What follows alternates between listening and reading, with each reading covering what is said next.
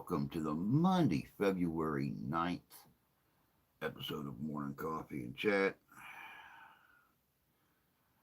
I brought the coffee. You got to bring 50% of the chat. Hope you guys are doing well.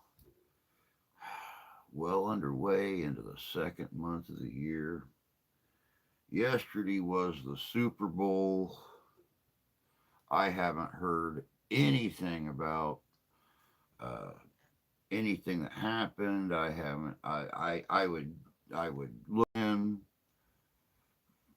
every 20 minutes, 30 minutes. Um, I told the wife before the game even started, here is my forecast for the Super Bowl, and I was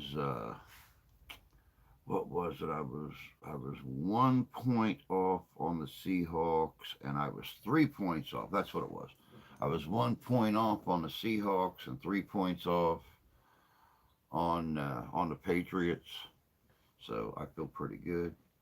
I don't necessarily follow football, but I'm real good at forecasting those games. I need to find a shark or something, that I can start placing bets with. I'm always so close. Always so close. Oh, who we got here already? When I started this just a second ago, there was nobody waiting. Um,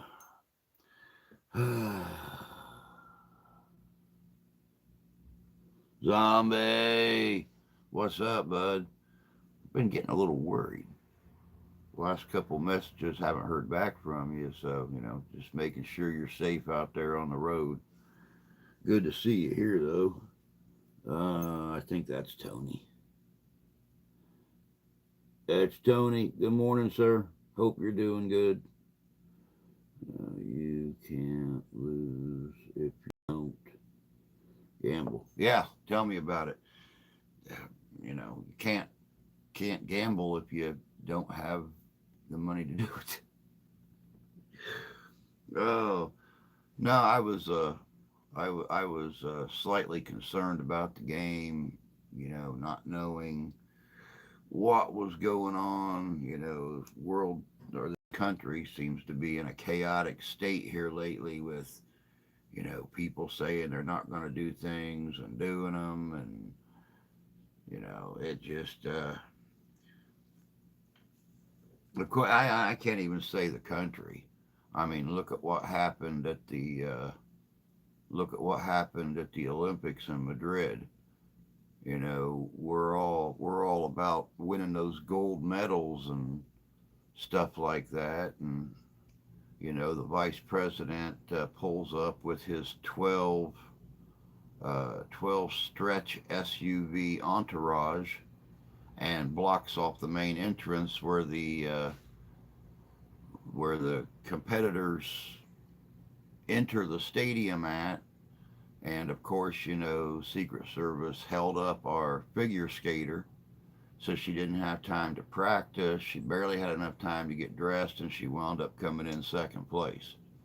But she was, at her and her coach were both positive that she could have come in, she could have got the gold if they wouldn't have held her up and give her 20 questions and everything. So, but of all the places they could have parked 13 stretch SUVs, they parked it right in front of the entrance for the competitors. So, yeah, America's a little pissed off about that one because she had that thing in the bag. And yeah, but I haven't heard anything about the halftime show yesterday. I haven't heard anything about how the whole game went. I went to bed at right about 9 o'clock last night, and woke up at 9 minutes after 12, and was up for about 2.5 hours, and laid back down and got back up at 9 minutes after 6. So, been a rough night.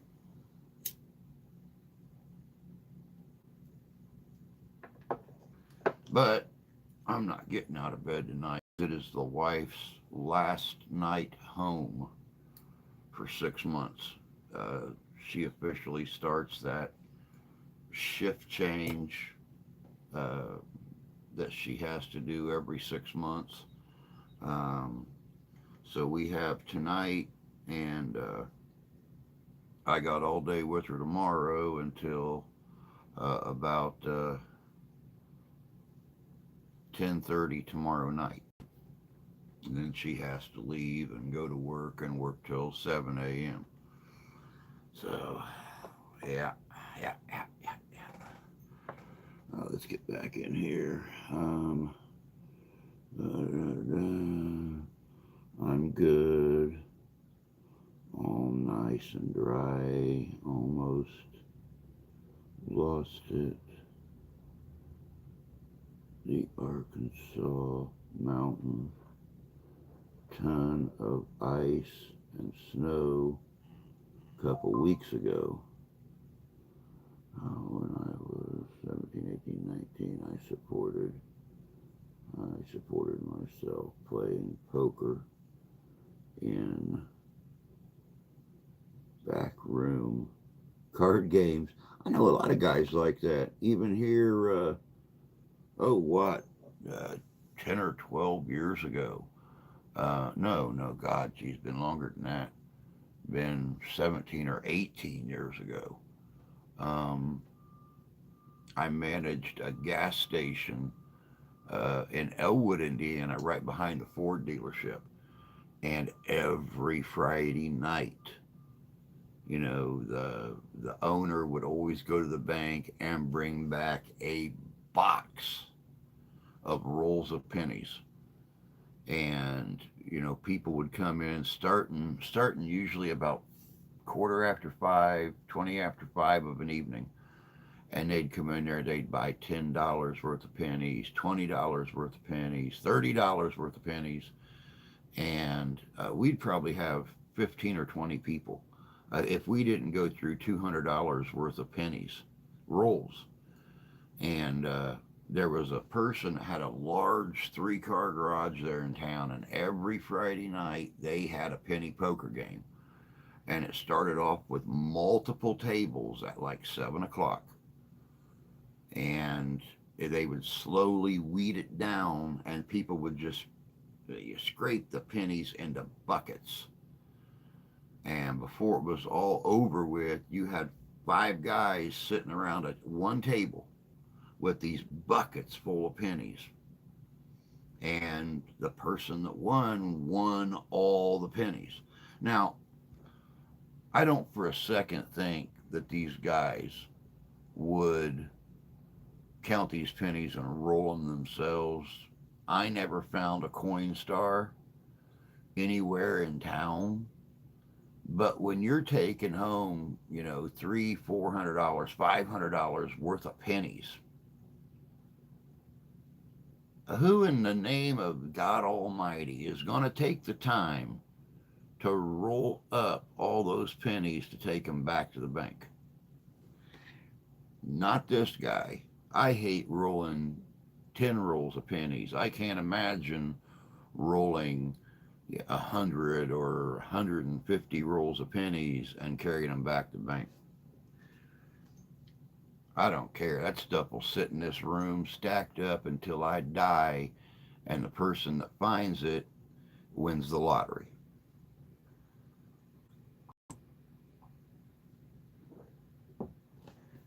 Ding, ding, ding, ding, ding, ding, ding. You're the winner. It's like the old one-armed bandits when they go through here. Oh, let me see here. Up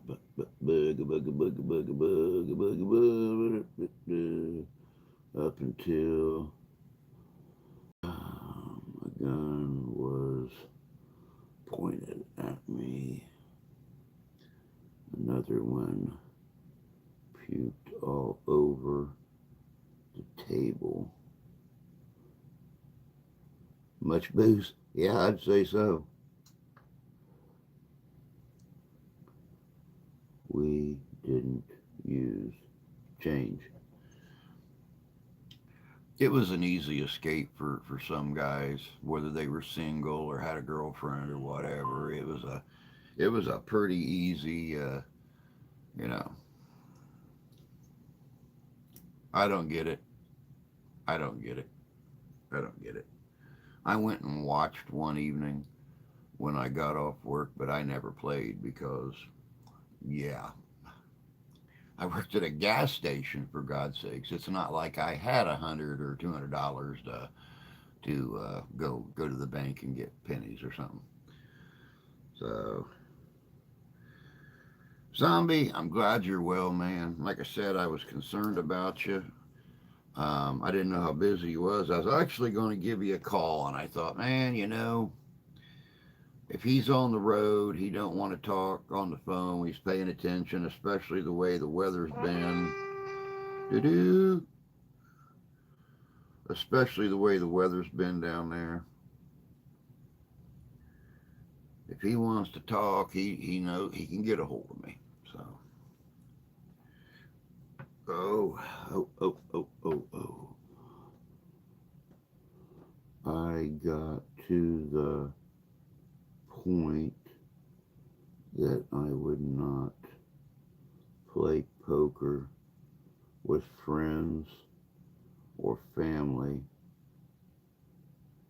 I did not lose.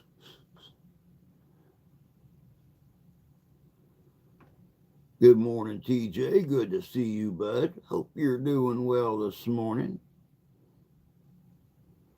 I had an uncle teach me how to really play, which I was 12 or so. Huh.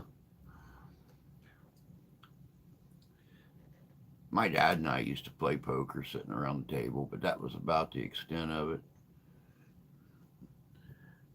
Oh, never played for money. He'd whoop my butt every time. But I hope everybody is doing well. Like I said, we're closing in. We're what, 6 days away from the middle of the month. Of course, Valentine's Day is coming up here in 5 days. Gotta go through my change and figure out what I can get the wife. Oh, like I said, it's going to be rough on her though. I feel really sorry for her. With the switching to third shift. Like I said, she's off today. She's off days tomorrow, and then goes in, leaves the house at 10:30 tomorrow night, and don't get back home until 7:30, 8 o'clock, depending on the roads the next morning. And it's going to be that way for the next 6 months. She'll have Sundays and Mondays off, and then that'll just mess her up even more starting on Tuesday, because she, on her days off, that's when she actually finally gets to do all of her running and catching up with the family and helping the elderly aunt and uncle. Um, I don't know how she does it. I really honestly don't. She'll be up all night long for 5 days, and then she'll sleep at night for 2 days, and then the next day she'll go right back to being up all night on no sleep all day. And I don't know, I couldn't do it. I used to work at a factory years ago where we had a swing shift deal where you would work first shift for like 2 weeks, then you'd work second shift for 2 weeks, then you'd work third shift for 2 weeks. And man, I got to that third shift thing, and it's like, nope, because I can't work from, you know 8 or 7 to 3 or 8 to 4, and then have a day off, and then work, you know 8 to 4. Wait, yeah, I can't work 8 to 4, have a day off, work 4 to midnight, and have a day off, and then move to 12 to 8 a.m. and have a day off. It messed my system up too much. Let me see here. Hey, fishing. Good to see you, bud. Hope you're doing well this morning. I'm scanning. I'm looking. Where's fish? Where's fish? Where's fish?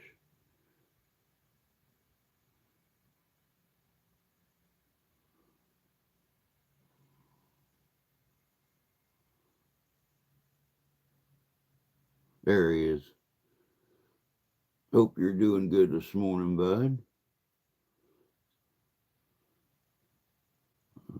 Hated swing shift. Oh, God, I did too.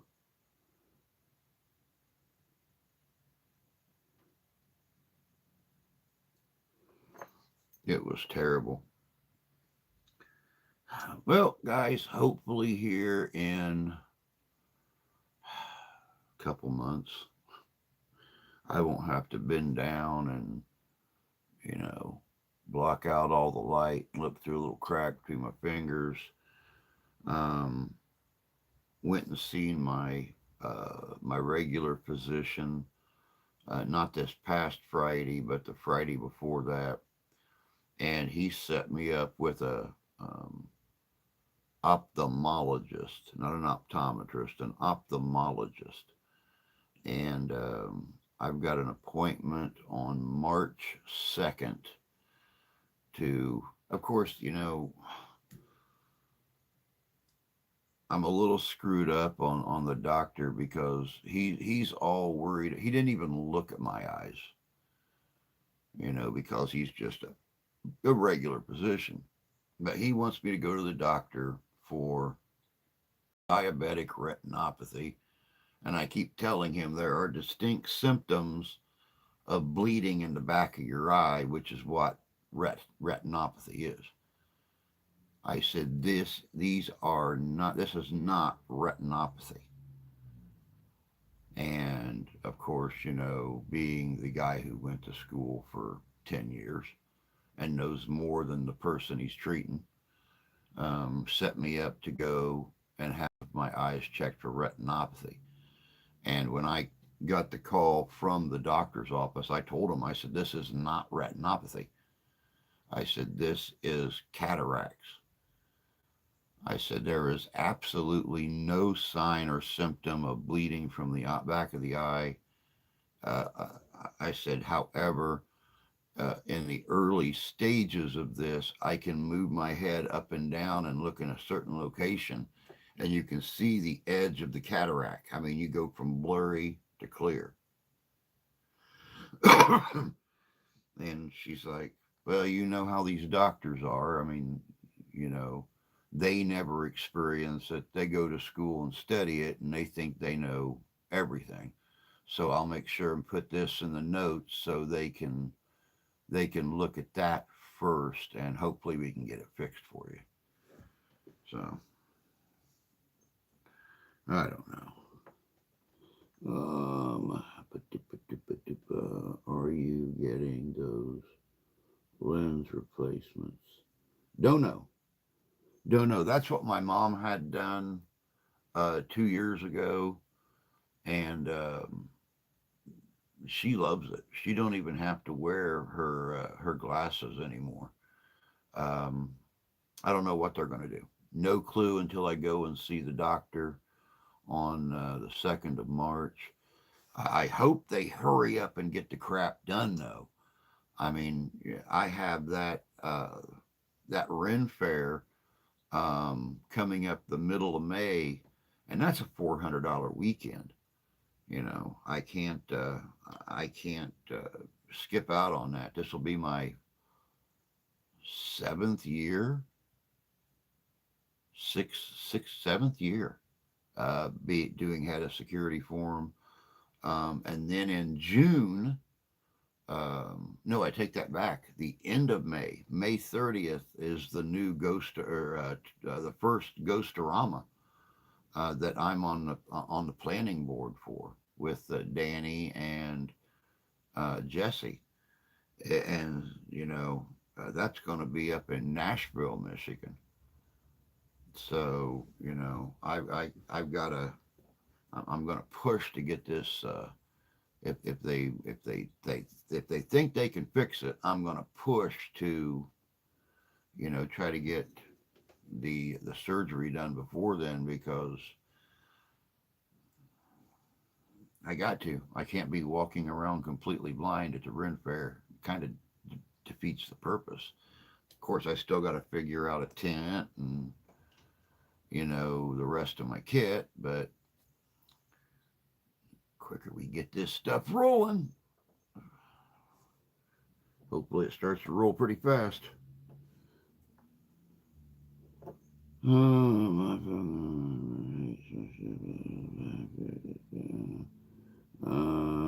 Drew, do you happen to get the message on Messenger?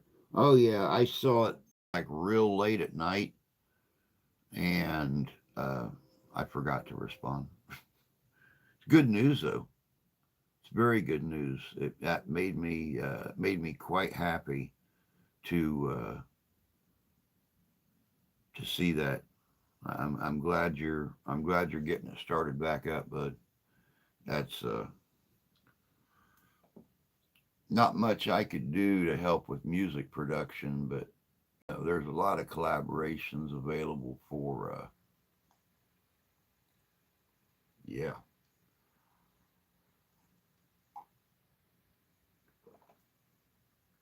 Of course, I ran across a new little history tidbit from Iowa, and well, you might want to look it up on your phone or something. It's a little town called Malvern, Iowa, the Malvern Manor. So Villisca is not the only hot spot. I'll be looking into it a lot more. Um, get fixed, and we'll have to plan a hunting trip or battlefield ghost hunt. That sounds fun to me, bud. That sounds fun to me.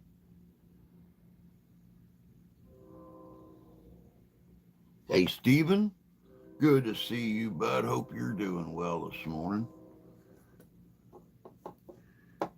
The one really nice thing, and I'll be honest about it, my doctor's not exactly the crumbliest cookie in the bag. But the nice thing about it is he put me on a brand new once a week injection. It's the little pin thing. Cock it back, put it against your belly, pop it. This stuff is supposed to be um, a major game fuel for weight loss.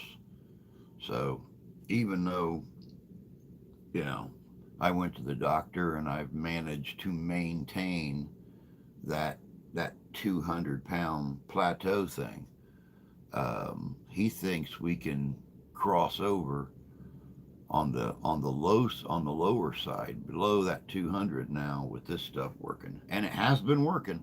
I injected it last week for the first time, and almost immediately, just the thought through the daytime of eating something significant made me nauseous. And when dinner time came around, I was eating little bits of this and that. The wife made me, just two little tiny pork chops the other night, and I could only eat one of them. You know, she and then yesterday, yes, hell, I didn't eat anything yesterday. I didn't eat anything all day long um, until last night. And was it she made last night? Oh, she made pizza last night. Our pizzas were on sale for $3, like the big pizzas. I ate 3 slices of pizza, and I was done. I was, I was done after that.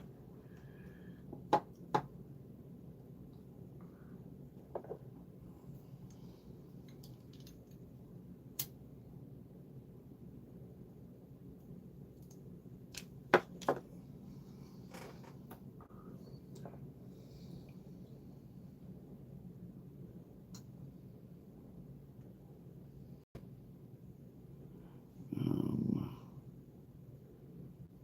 I'll take 2 weeks off. Very cool.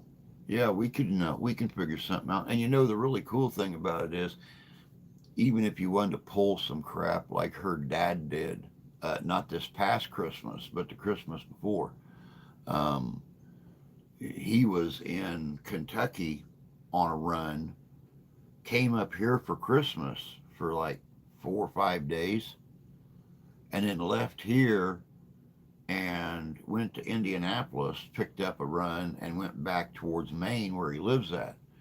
And so his truck sat out here on our curb lawn for almost a week, just at night. So it was nice and warm for him.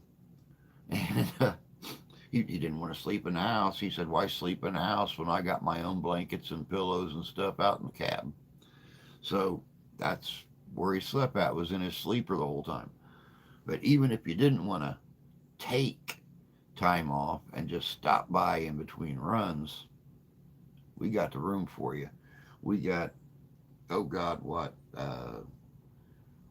almost 200 feet of open curb lawn out here between the sidewalk and the road, which is more than enough space for big truck parking. Let me see here. At least you got the message. I'm working on Captain William T. Anderson. Oh, Bloody Bill. I can't use their type of meds. I am underweight as it is. I wish I was. They still consider me to be about 15 pounds overweight. They want my ideal size at 185, and I've not been 185 pounds since high school, um, 40 years ago. I don't like being down there. I had no muscle mass. I had nothing. Um, so yeah, I'm not real big on losing those 15 pounds, but it's much like I told the wife. We have a gym right here in town that we can go to 24 hours a day. They give you a little card. You swipe it just like in a hotel, and you can go in the gym at 2 o'clock in the morning if you want to and lift weights. So $50 a month we don't have, but well, $100 a month. No, $50 because she has to pay, but then she can take one person with her. So, but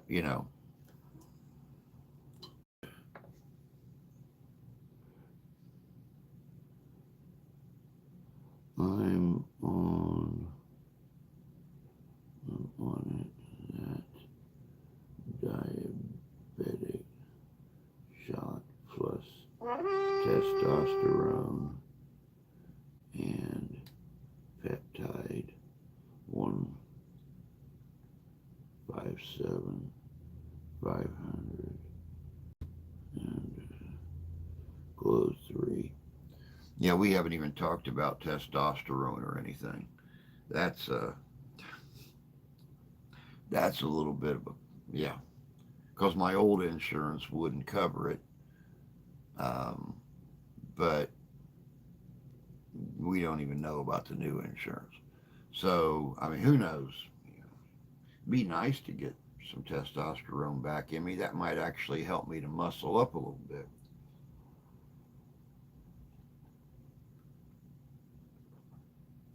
But then again, around this house, I'm drowning in estrogen, so the testosterone might actually keep my nose and mouth above the testosterone or the estrogen level. Cat's had his balls cut off. Little cat's had his balls cut off, and my testosterone levels are low. So we're drowning in estrogen around here.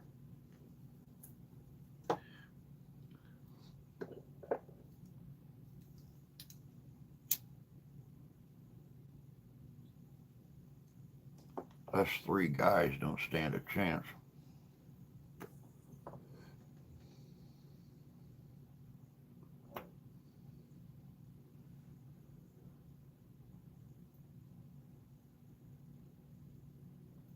Mike don't go to the gym no more.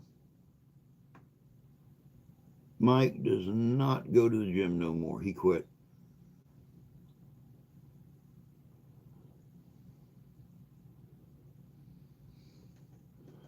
Last weight I was 142 pounds. Jesus criminy, man. That's terrible. That's low, low, low, low, low.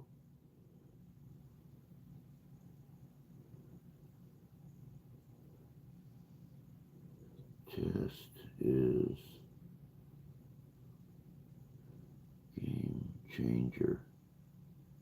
Yeah, it is. Tell me about it.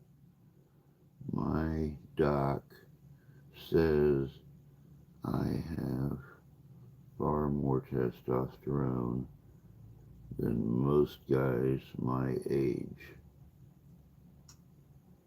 He said, in fact, more than most guys at 40. Wow. That's, wow. I'm actually really thankful, guys. I wasn't going to say anything, but I'm going to go on and say it anyway. The last 2 days, I thought that I and both channels were a goner.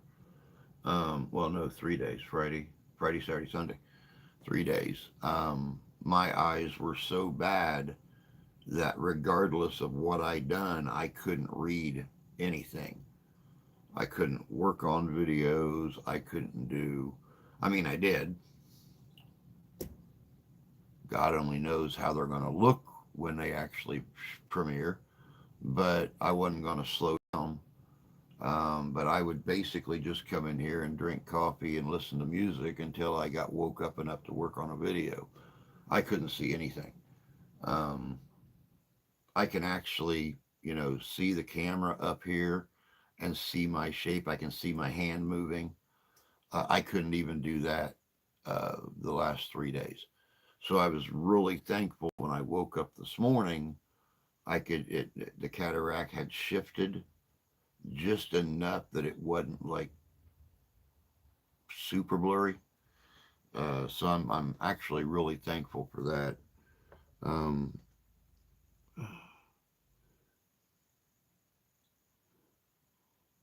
I didn't know he quit going.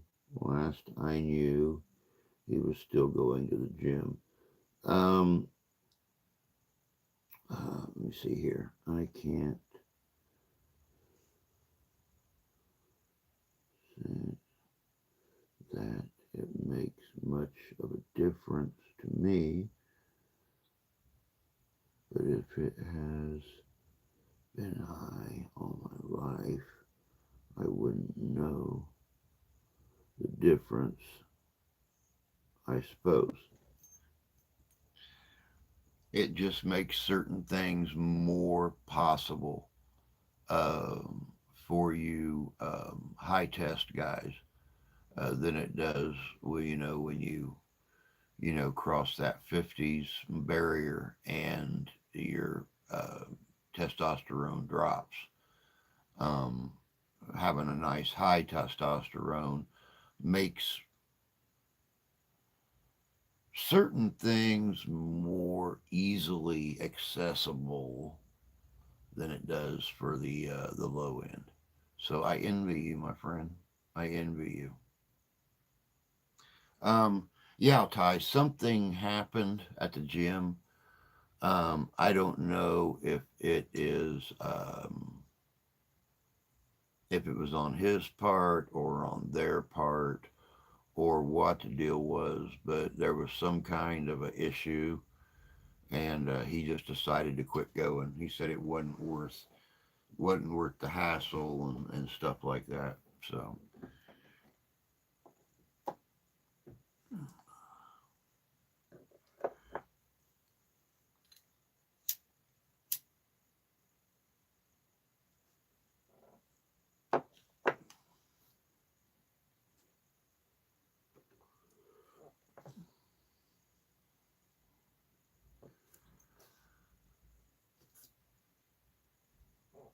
now, where's that little arrow at? There it is.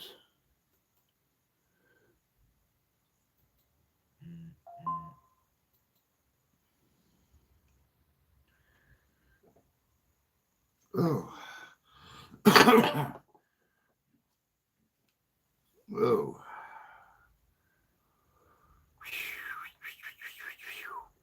Let's see what's going on here.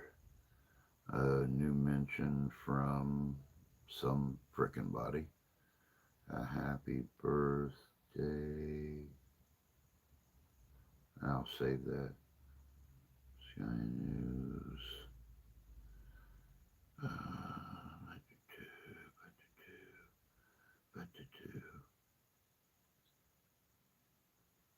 Uh, uh,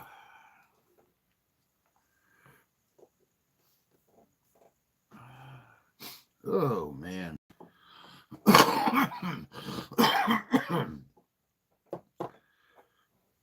Oh.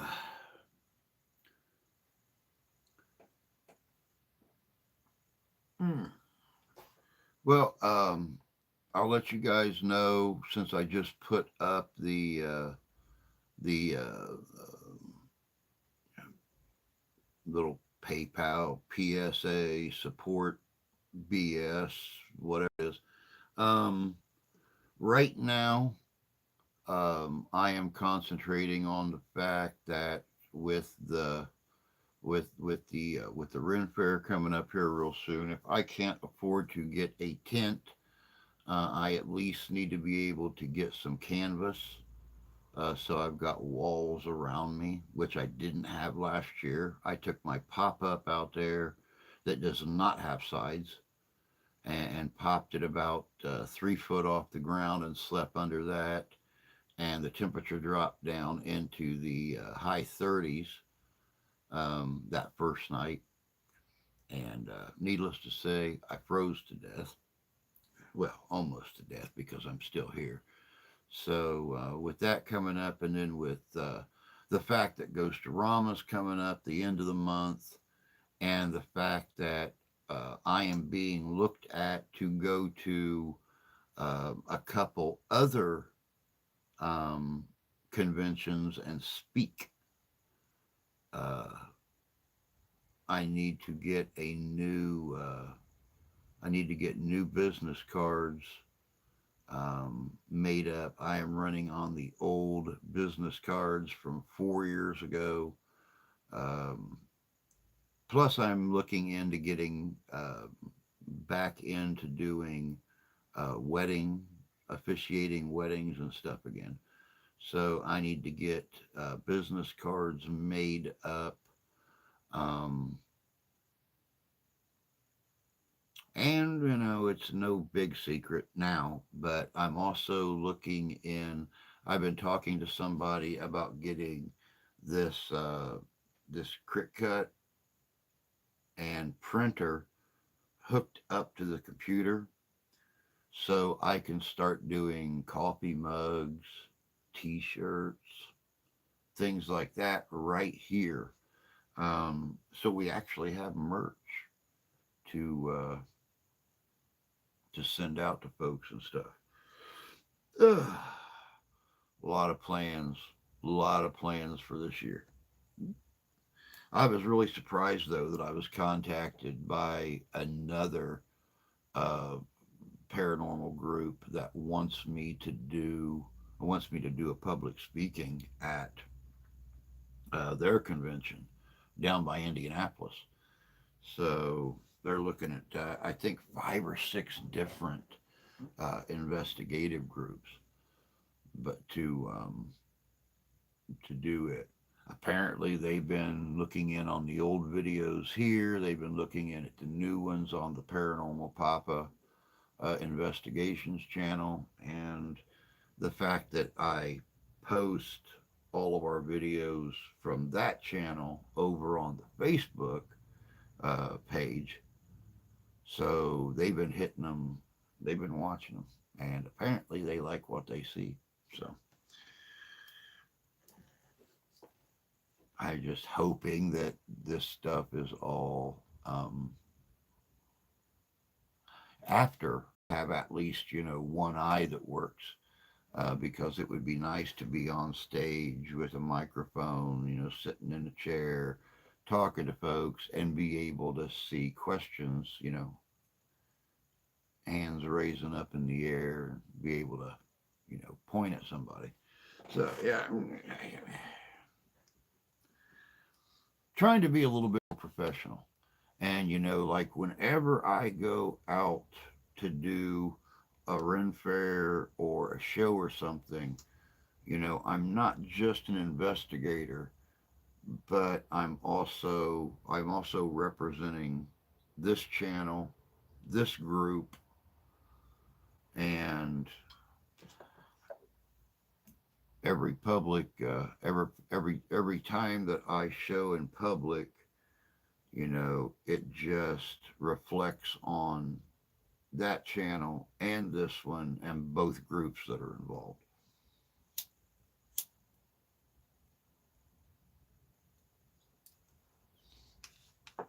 And of course, the bigger these channels get,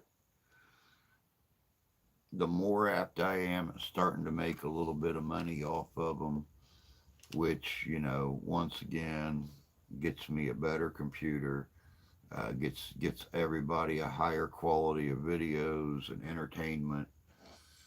Not to mention, it gets me to different locations and, to do, videos for both channels. Not just investigations, but also history and stuff. I would really like to go to Iowa. I would like to check out some of the history and the different locations there. So, who knows, Highlander? Who knows?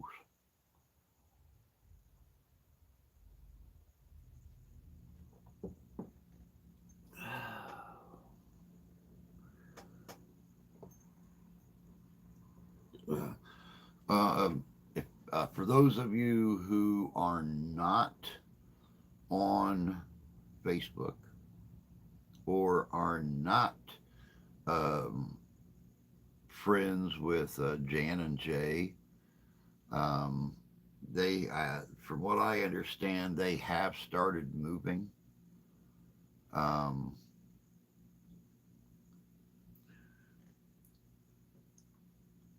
I don't envy them.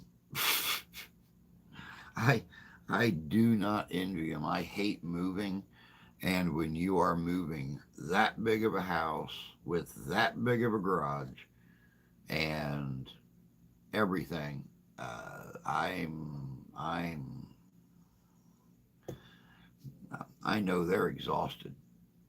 That's all there is to it. I think they started moving on Saturday, if I remember correctly. Because I seen a post on Facebook where they were looking for any friends with trucks to help them get moved. So I don't. I I feel for them. I feel for them. I don't look for them to show up today. I'll be really surprised if they do. But then again, if they're anything like me, they're going to sit around in the morning until they're nice and wide awake to be able to get motivated with their day. So, let me see here.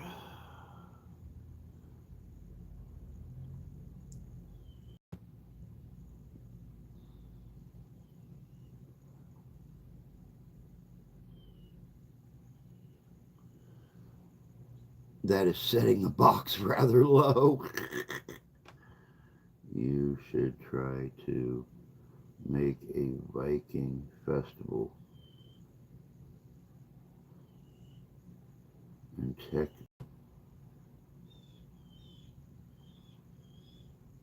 in Texas. Believe it or not, we have a town probably only about 30 miles away from here, um, called Bangor, like Bangor, Maine, the home of Stephen King. And Bangor, Michigan's um, high school mascot is Viking. And I'm waiting for maybe 3 or 4 weeks. I want to get closer to the end of their school year, but I'm going to get a hold of the Bangor also has a mead house. Two guys got together about 6 or 7 years ago and set up their own mead brewery in Bangor. And, they got big bottles, big bottles they send out. You can buy them and take them with you, or you can sit right there in the mead hall. And that's what they call it. They call it the mead hall. And drink and carry on. And it's right downtown. Now, you have to understand Bangor, Michigan is about the size of Cass. So you're talking like 2 blocks of downtown, but it's old antique stores. It's the mead hall. It's old pharmacies, things like that. But I'm going to get a hold of Bangor and see if they want to do a Viking festival when it gets closer to the beginning of the school year. Um,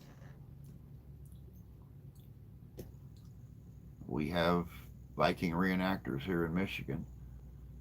They have to travel into Canada and stuff like that to do Viking festivals. So, let's see if we can draw a little bit of them out to do a Michigan festival.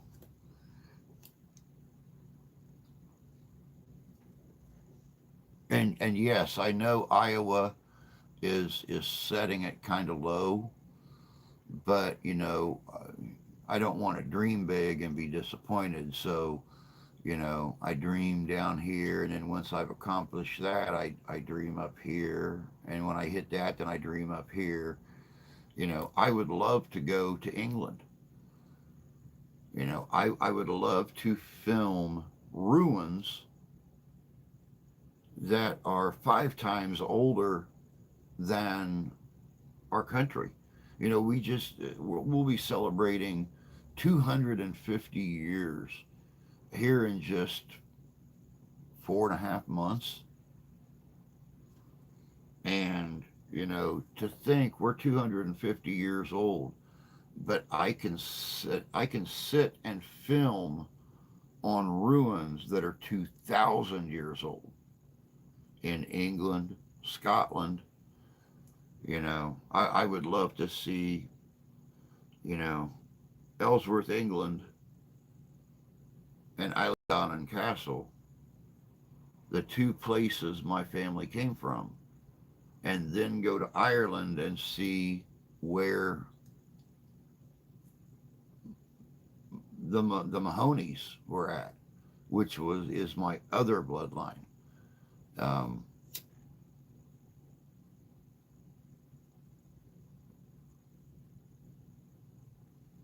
and of course, it would be just like our expedition to Gettysburg 6 years ago,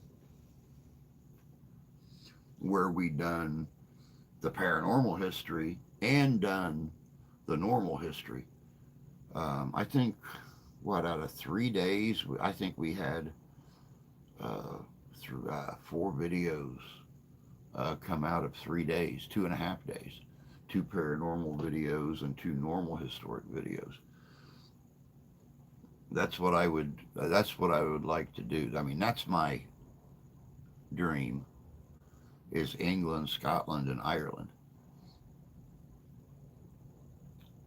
But dream, but don't dream big. That way, if you're disappointed, you're only a little disappointed, not a lot disappointed. So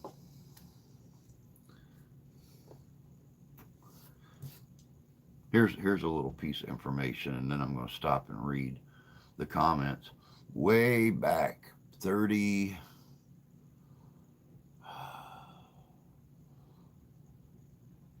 35, 35 years ago, when I was married the first time, my ex-wife wanted to get involved in Amway.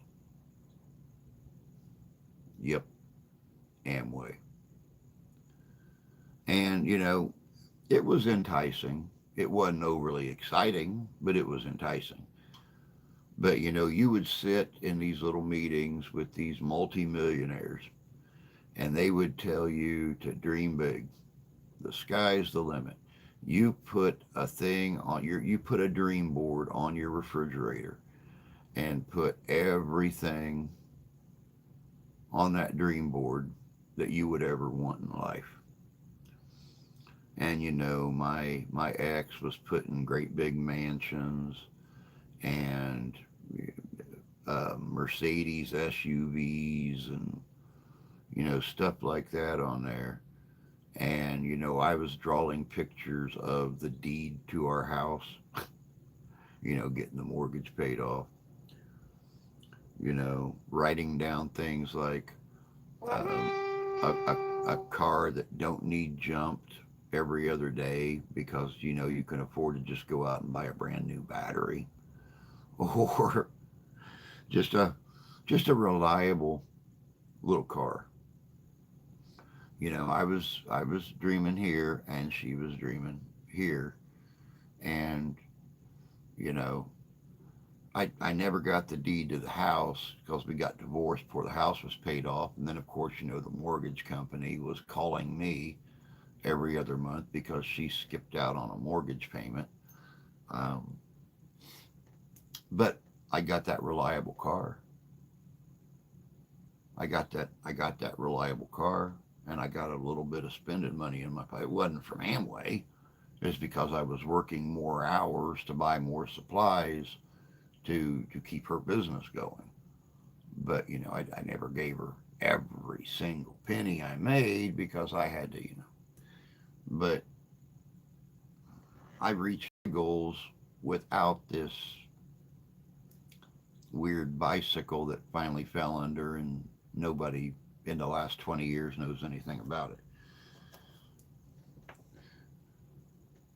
Um, you should try.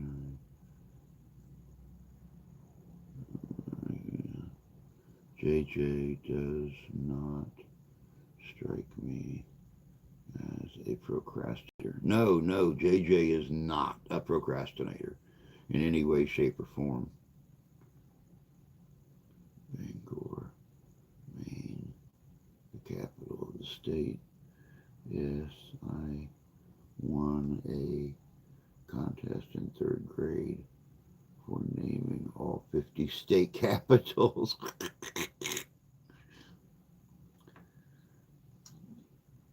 Don't ask how or why I know that. That was before any real geography education started. Yeah, tell me about it. You got to run for now. Have fun. All right, Zombie, you take care of yourself, bud, and be safe out there. Keep in touch with me. If nothing else, just when you're sitting in the cab at night or sitting back in the bunk and you want to chat, I'm here, bud. I'm here. Just give me a holler on Messenger. We can talk.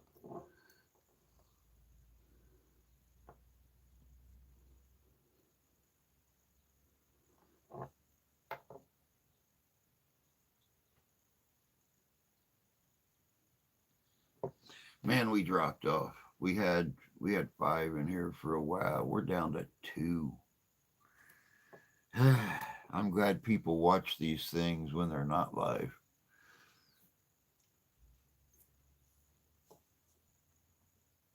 Oh, goodness gracious sakes.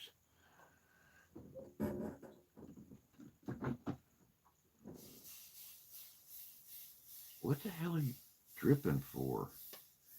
God, it's a brand new coffee pot.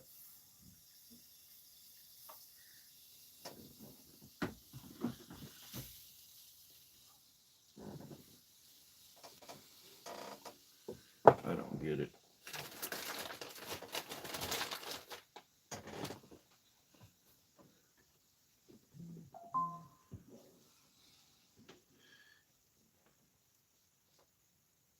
Oh, okay.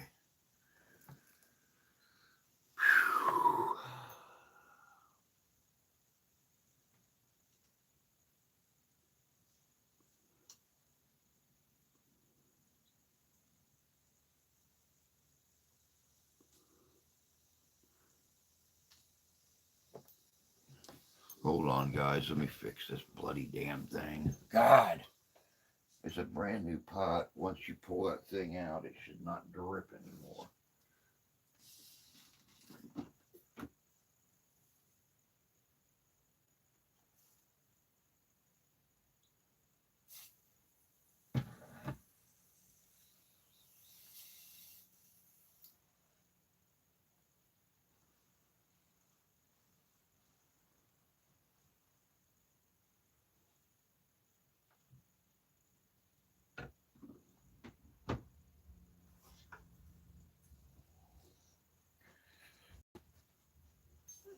Man, I don't know what it is with that thing. That's the coffee pot my mom and dad brought me for Christmas when they came up, and they came up with Thanksgiving because they knew they wouldn't make it for Christmas, and they brought this one here to me. It's a nice. I mean, it's not a cheap coffee pot.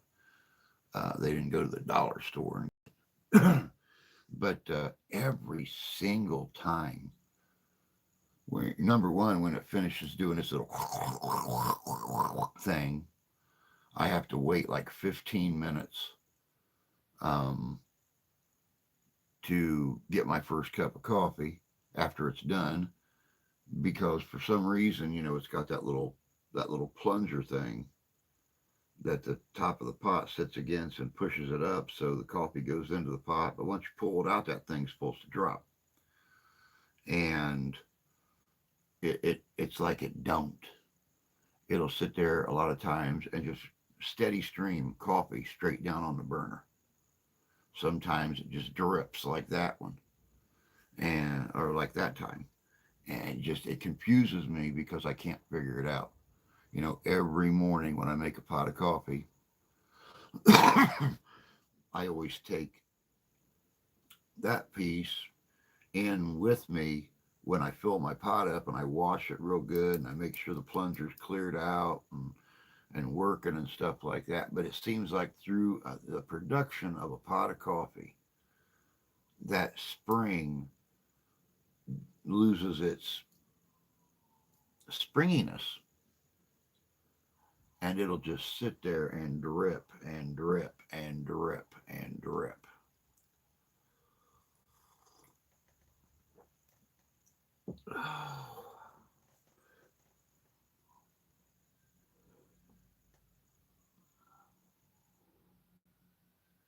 That is the nature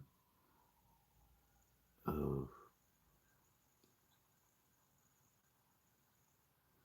pause and serve.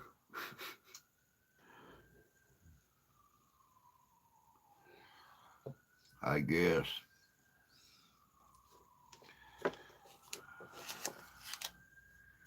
Makes no sense to me, but I'm not an engineer.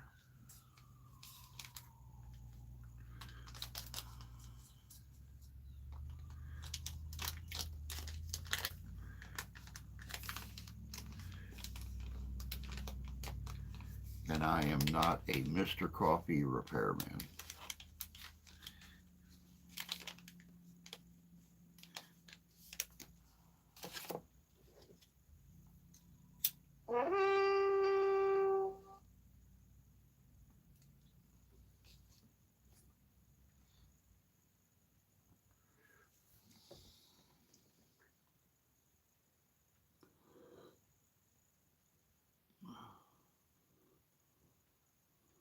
I think it is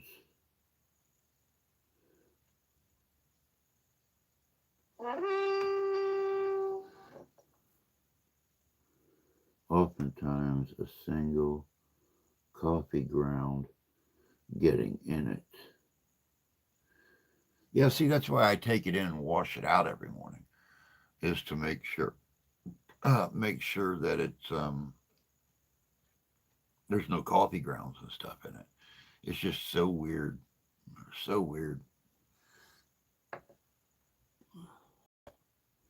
I have never saw one that would not drip on occasion. Now this thing drips every day. Like the first week, it did it constantly, and that's when I started, taking it in the bathroom when I filled my coffee pot every morning, and washing it out real good, playing with the plunger to make sure that it was dripping and it was falling back into place when it wasn't compressed. But every day it does it.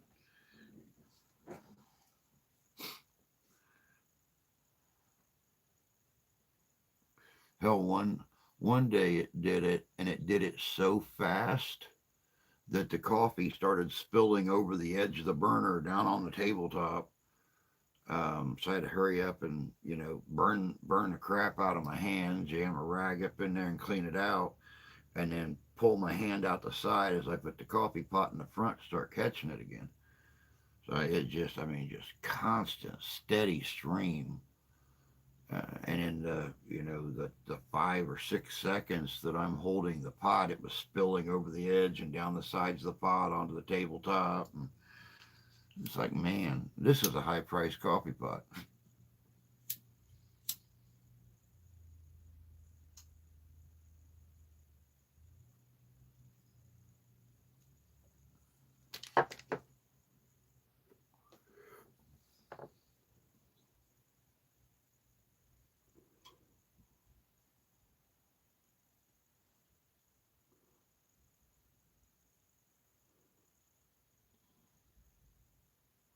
Mine does too. Oh, there we go. My coffee got pot. It's a Dollar General POS.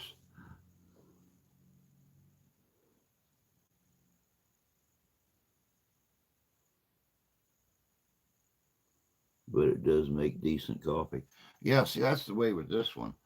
This one here was definitely not Dollar General.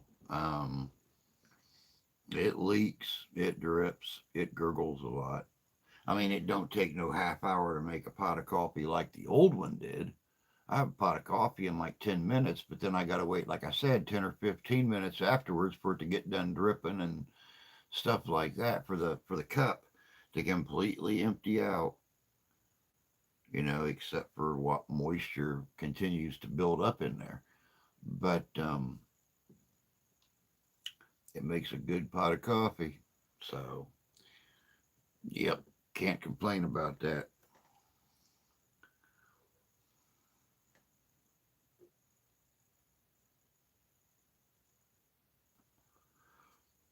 For those of you that are not watching us live and cannot see the chat, if you would like to help with the business card situation and the Walmart painter's canvas to get a tent built. Um, you can, of course, go to our double encrypted PayPal. Um, we have got it double encrypted for my safety and for the safety of yourself. That is www.paypal.me/MrHistory2020, and the link to that is down in the description. And I'd like to thank everyone who does support the channel and our many, many, many projects and needs throughout the year. Project needs, requirements, goals, whatever you want to say. Best coffee maker I've ever had was a Hamilton Beach brew station. Never had a Hamilton Beach. Think I am going to order one the next time I need a coffee maker. The best one I ever had, and you've been with me a long time, Tony.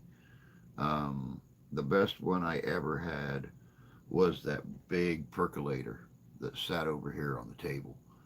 Um, that thing was amazing. That thing was amazing. Of course, it was all encased inside the stainless steel body. But man, that thing made an amazing, huge tank of coffee. Of course, back then I was living on coffee from, 4 o'clock in the morning until 4 o'clock in the afternoon. So, but yeah, that thing, I never had an issue with that thing until it finally went out, which, I got it used. So God knows how many pots of coffee that thing made in its life, or how old it even was. But we had it for 2.5 years, and I know it made over 700 pots of coffee for me, and it worked great until it just finally quit heating. And I miss that thing. God, she was nice.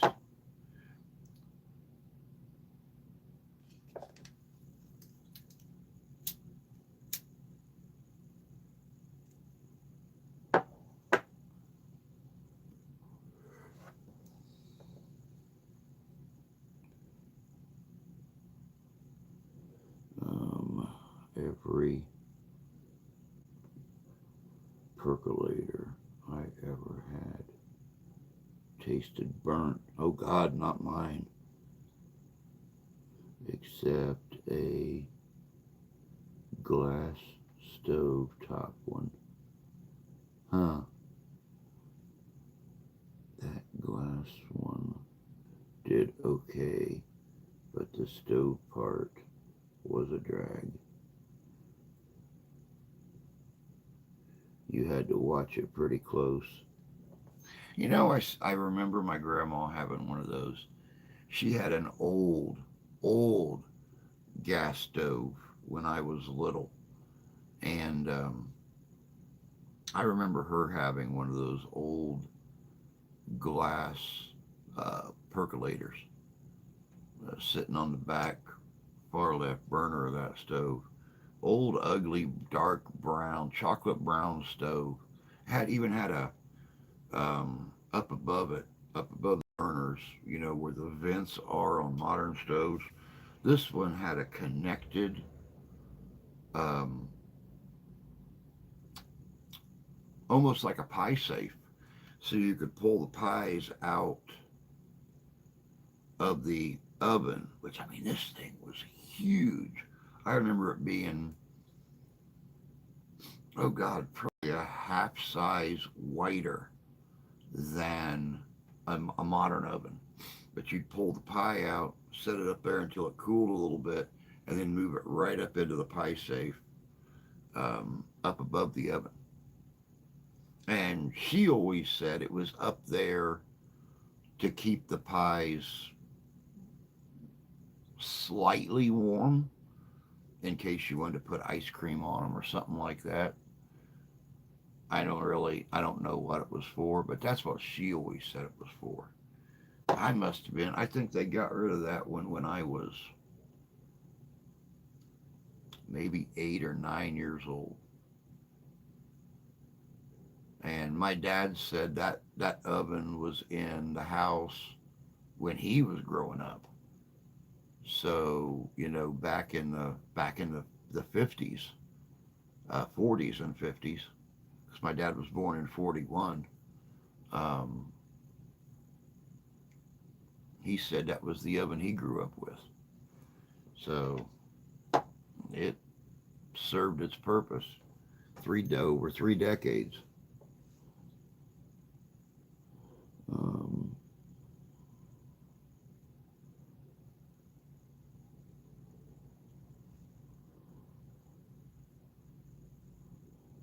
the best coffee I have had was from a French press. I've heard about that, but I've never had the chance to use French press or try French press coffee. But that is another pain in the ass. I have one, and it is pulled out in time.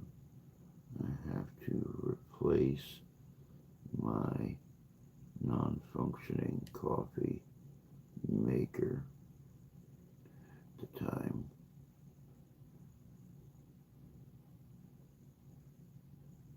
Nike people rest bread that way. Oh, okay. Oh, many people rest bread. Okay. Yeah, see, I had no clue. I wasn't cooking back then. I would watch her bake. I would sit right on the counter, between the sink and the oven, and I would watch her make her pies and her cobblers and cinnamon rolls. And I know this oven was huge. My God, Thanksgiving, Christmas, where we're fighting in a 24-inch opening, um, to get room for our turkey and our sweet potatoes. She had like 36 inches of opening there, and Jesu criminy, she never had a problem. She never had a problem. Of course, oven didn't have a broiler either. So, when you dropped that big metal trap door down, she had, you know, all that huge. You could fit a body in that thing. You could have fit a body in that thing. It was so big. I should know because, I I thought about crawling in there many, many times just to hide from her. And yeah, then I learned about gas. Oh, it must be a trash truck. I was starting to say that sounded like an explosion. It's the trash truck banging their big robot clamp against the side of the truck. Our our trash company must have invested in mufflers. This is the first time in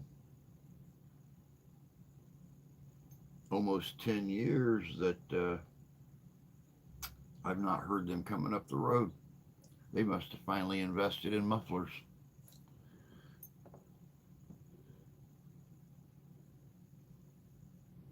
I would like to have a wood fired cook stove. That would be nice.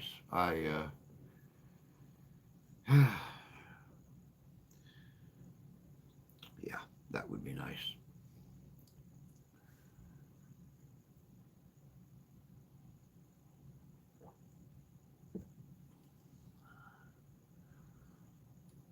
So, what are you gonna do for the wife for Valentine's Day, Tony?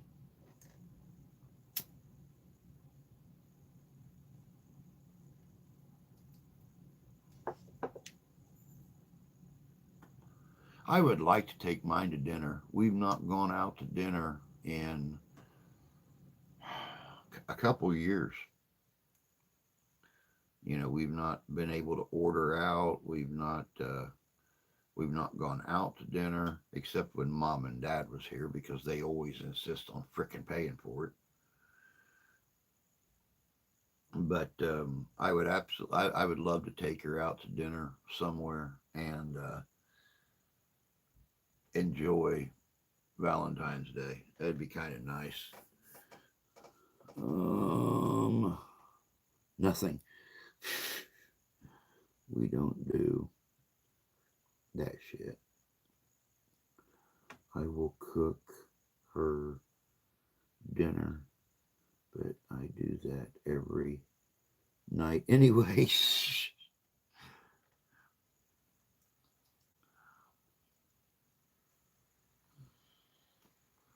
She don't insist on us doing anything, which just one more way that she makes me proud. She don't insist on it, but I look at my mom and dad who have been married for 60 years, over 60 years, 62 years, I think now. And every year, they won't talk about it. They won't nothing when it comes to the holidays. But the old man still manages to pull some kind of surprise out of his booty hole. And I don't care if it's something as simple as a card or something as extravagant as him waking up Valentine's morning and saying, "Hey, let's go for a ride," and they might wind up 200 miles from home in a hotel somewhere, having food delivered to the hotel or going out to a nice dinner or something like that. Um, Christmas is the same way. Birthdays. Um,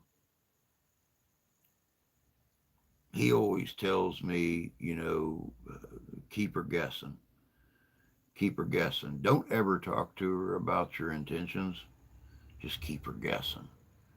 She may think you're doing nothing, but then when you pull some big surprise out, you know, she thinks she's got you figured out. And nope, she's still just a guessing.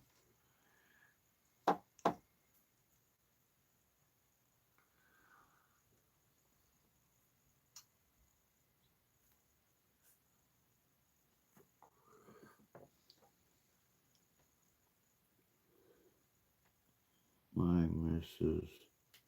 view on Valentine's Day is that it is bullshit, corporate, money grabbing scam.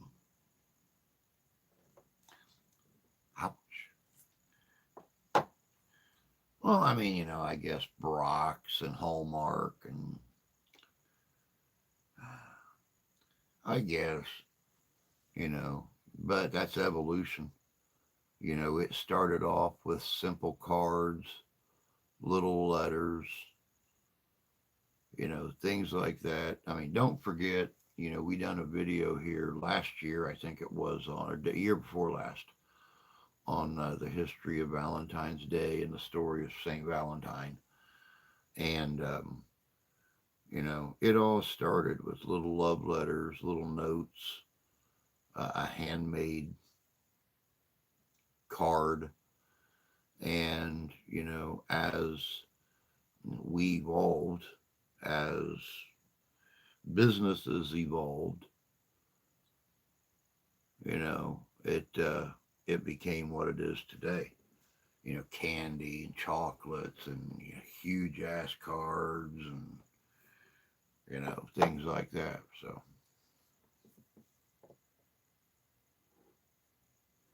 the only holiday her and I celebrate for real is Christmas. And that's understandable. Whatever works for you guys. You know,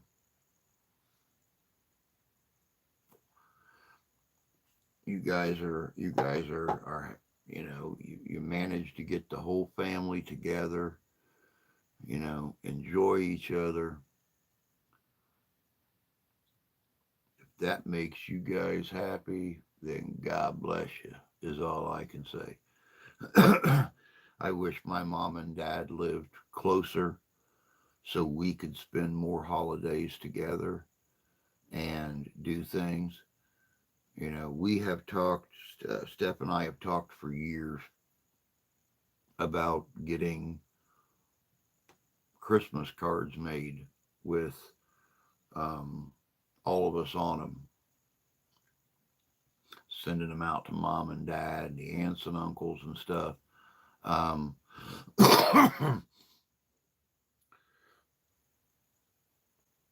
just so the once a year trips that they take up here aren't such a shock. I remember growing up and seeing my grandma and grandpa, almost every day. And, my mom and dad come up here. They still have not seen our grandkids, our granddaughters. Um, this last time they didn't even make it up here for more than just a couple of days, and it was 2 days that Steph's son had to work, so they couldn't bring the granddaughters over to see him. They're what, 1 and 3 now. So God knows if mom and dad will ever see him.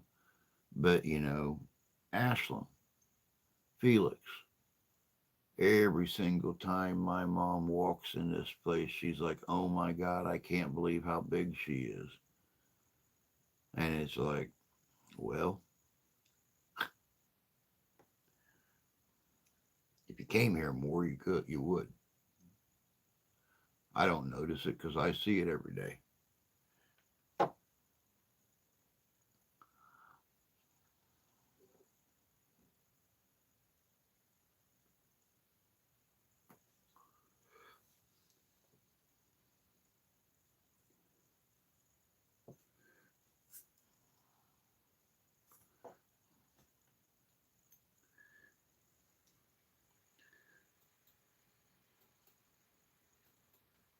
But yeah, it would be kind of nice to get the printer hooked up. Then we just make our own, postcards or Christmas cards or whatever. All we got to worry about doing is going out and buying the card stock. Oh, I was shocked at how much the youngest grandson has grown. Yeah, it's surprising. Um, well, and I mean, it works both ways.